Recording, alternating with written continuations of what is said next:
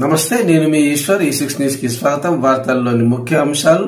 సంగారెడ్డి జిల్లాలో కురుస్తున్న వర్షాల పట్ల అధికారులు అప్రమత్తంగా ఉండాలని సంగారెడ్డి జిల్లా కలెక్టర్ పి ప్రావీణ్ అధికారులను ఆదేశించారు. సంగారెడ్డి పట్టణంలోని చెరువులు వరద నీటితో నిండి చెరువులకు గండిలు పడి నీరు పొంగిపొర్లుతున్నాయి. ఈ నేపథ్యంలో కలెక్టర్ స్వయంగా పర్యవేక్షించారు. రేణిగుంట చెరువులో ఏర్పడిన గండిని పరిశీలించిన కలెక్టర్ తక్షణ మరమ్మతులు చేయాలని సంబంధిత అధికారులను కోరారు. చెరువు కట్టలు తెగిపోకుండా చర్యలు తీసుకోవాలని, నీరు కిందికి పారేలా మరమ్మతులు చేయాలని ఆదేశించారు.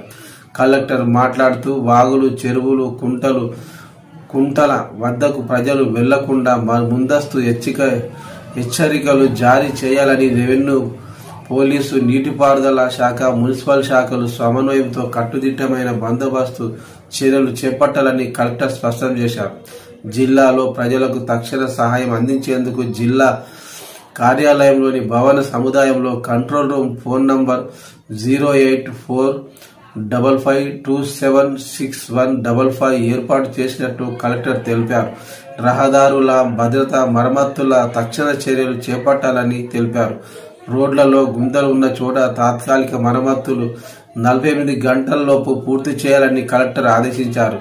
ఈ కార్యక్రమంలో ఆర్డీఓ రవీందర్ రెడ్డి, సంగారెడ్డి తహసీల్దార్ జయరాం, మున్సిపల్ కమిషనర్ శ్రీనివాస్ రెడ్డి, సంబంధిత శాఖ అధికారులు తదితరులు పాల్గొన్నారు.